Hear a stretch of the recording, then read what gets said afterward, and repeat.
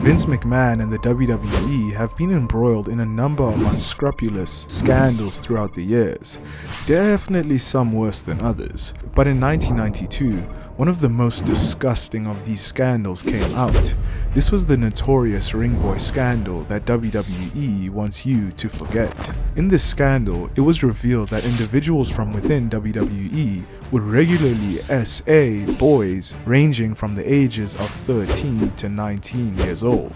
These young boys were ring boys who were from broken homes and were invited to WWE to help set up the ring and ease their troubles, but instead they were barbarically SA'd by three men who were supposed to care for them and who they were supposed to trust.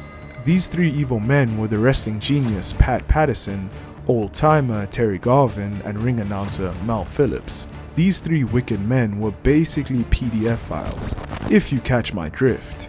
And all of the heinous acts that were committed on male minors were covered up by the leopard that never changes its spots, Vince McMahon. Each man has their own separate allegations toward them, so we'll document these men one by one and expose their sick perversions for the world to see. Charges involve kids.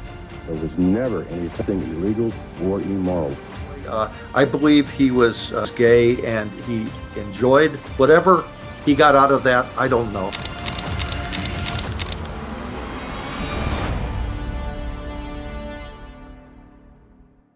We'll start off with Pat Patterson. Born in 1941 in Canada, Pat emigrated to the USA in 1961 in order to chase his wrestling dreams. In the 1960s, Pat Patterson was fast rising in the USA and was getting bookings from all over the country, making him one of the hottest commodities in wrestling at that time. Pat went on to make history by becoming the inaugural WWF Intercontinental Champion in 1979. Pat Patterson was also one of the first openly gay wrestlers, even being dubbed the first openly gay wrestling star by NBC News after having come out behind the scenes in the late 1970s. Pat Patterson was also almost deported from the United States because of his preference for men in the bedroom. Yes, this was actually a thing in the 60s and 70s, where immigration tried to deport homo foreigners.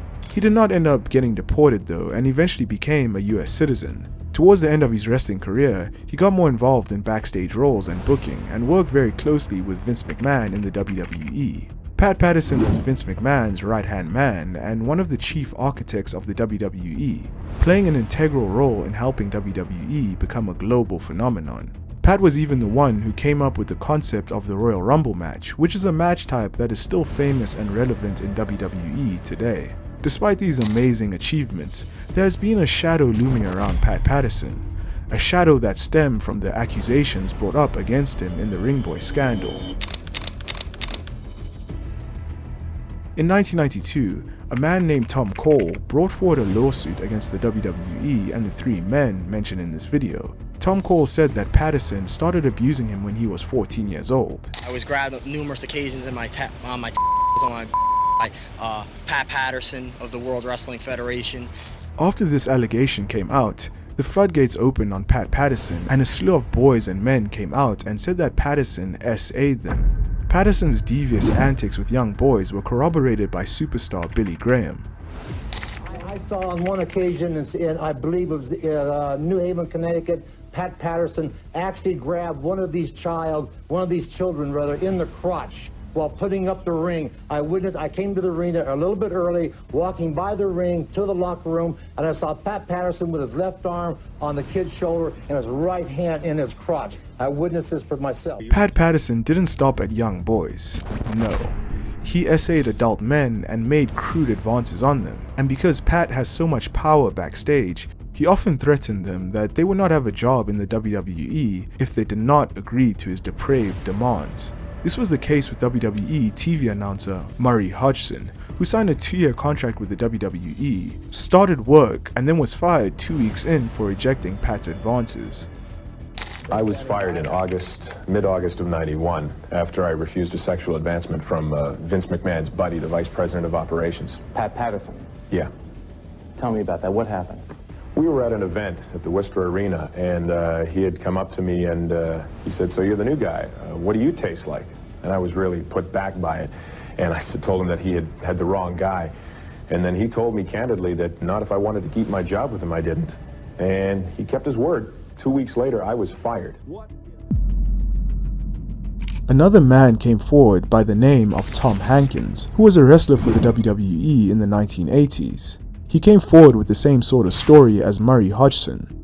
And we sat there drinking maybe for an hour or so. I was talking to Pat. I'd known Pat for maybe 6 months. I knew he was gay, but, you know, it didn't matter to me if he was gay or not.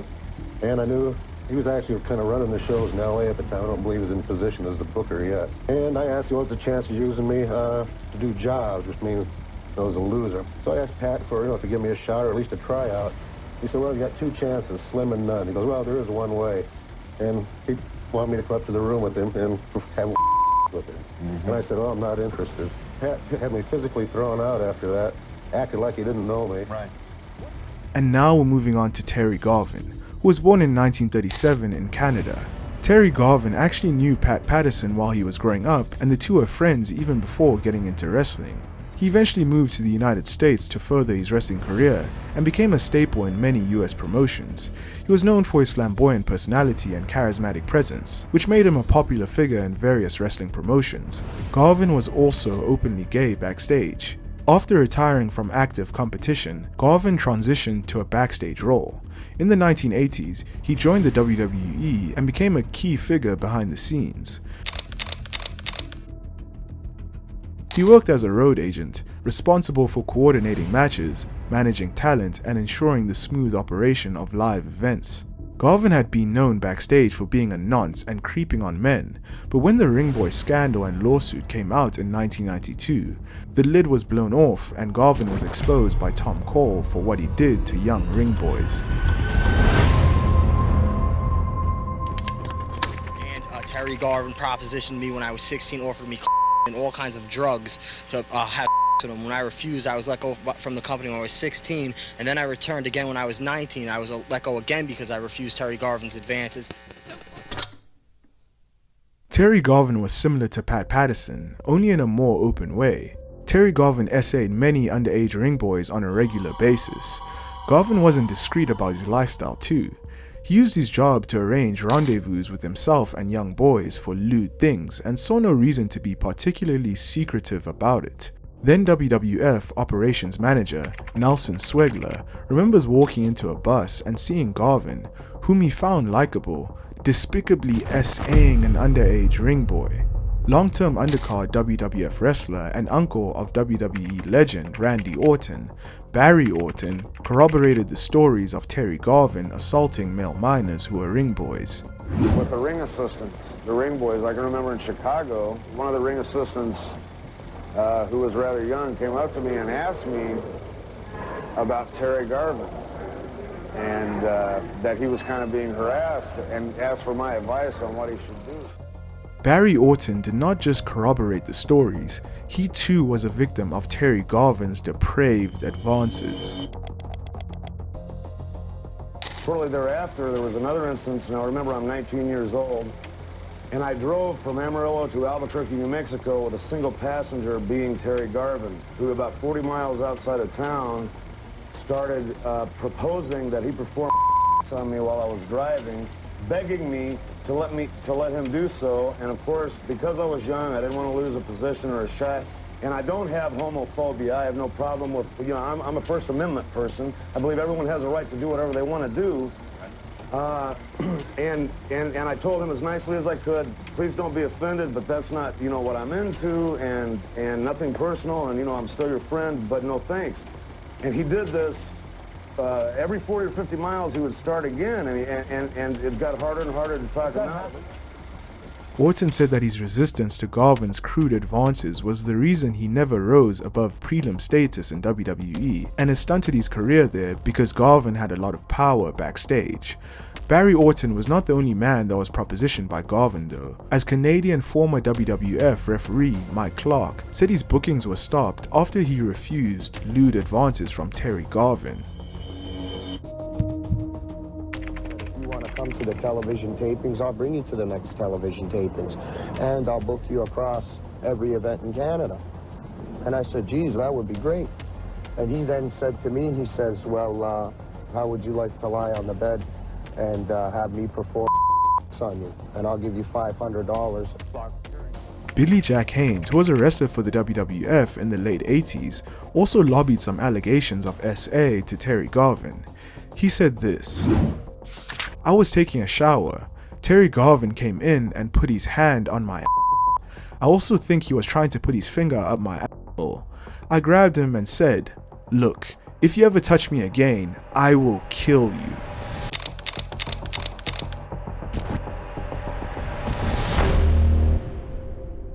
And up next we have Mel Phillips, and he is arguably even worse than Pat Patterson and Terry Garvin. Not much is known about Mel Phillips, but he began working with the WWE in the late 1970s. Throughout the 80s and early 90s, he became a prominent ring announcer, recognized for his distinct voice and style. Besides his announcing duties, Phillips took on various backstage roles, including working with talent and handling logistical tasks for the events. He was the one in charge of bringing in ring boys to set up the ring, and he also supervised the boys. Because of this, there is no telling how many boys Mel Phillips has abused, but it's alleged that he has SA'd dozens of boys. Superstar Billy Graham revealed how one time Mel was caught doing unspeakable things to a 10-year-old boy in the back of a car. I was there the night in Allentown, Pennsylvania, when Mel Phillips was caught in the front seat of a car with a child approximately 10 years old performing on this child of 10 years old, brought into the arena by a security guard, confronted to Mr. McMahon, Vince Sr. and Vince Jr., and they said we would handle it.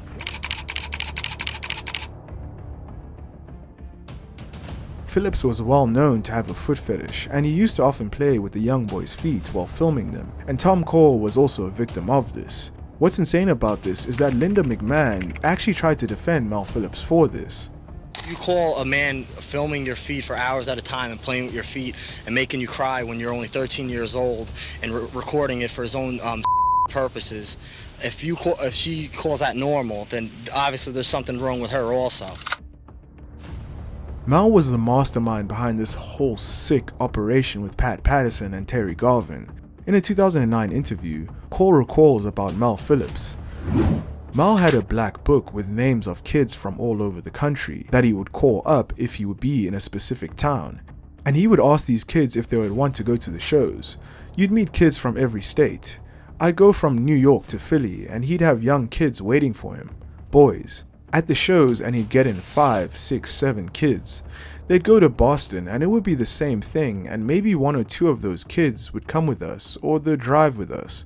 It was the same motif he had with me. He'd call parents. There were always kids from broken homes. Once in a blue moon, you'd hear like a kid who came from a so-called stable environment.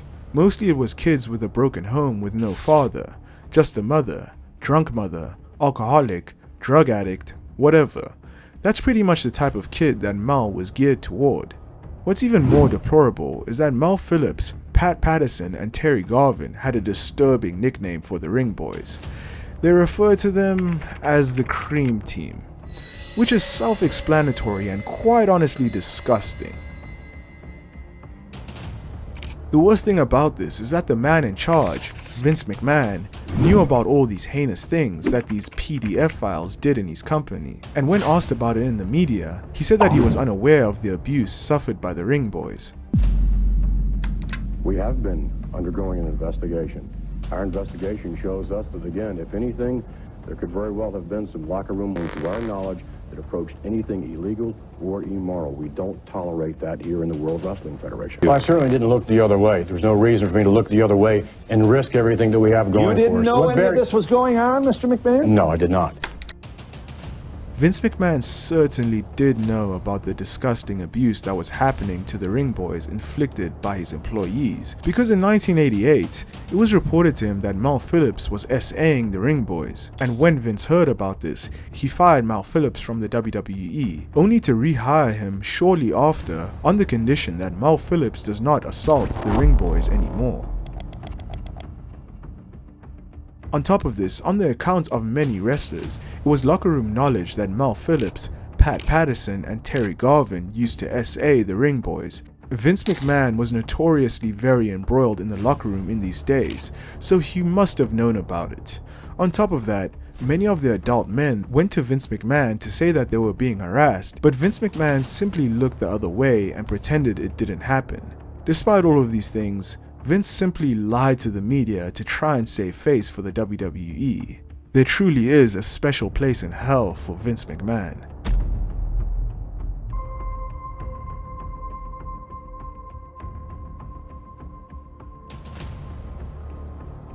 As for the lawsuit that Tom Cole brought forward against the WWE and the Three Stooges, WWE initially denied the allegations, but the increasing media scrutiny and legal pressure forced the company to settle out of court. The WWE reportedly reached a financial settlement with Tom Cole for $55,000, and as part of the agreement, Cole agreed to drop his lawsuit and refrain from discussing the case publicly. Tom Cole suffered greatly mentally after the scandal, and it took him a lifetime to get over what happened to him. He sadly took his own life in 2021, and his brother, Lee Cole, alluded that the mental turmoil from the Ringboy Scandal caused his death. In a tweet, he said this about his brother's suicide.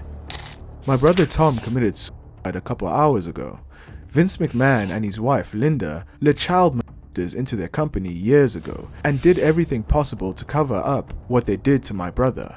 I hope you can sleep good at night, Vince. Our family suffers. Thank you."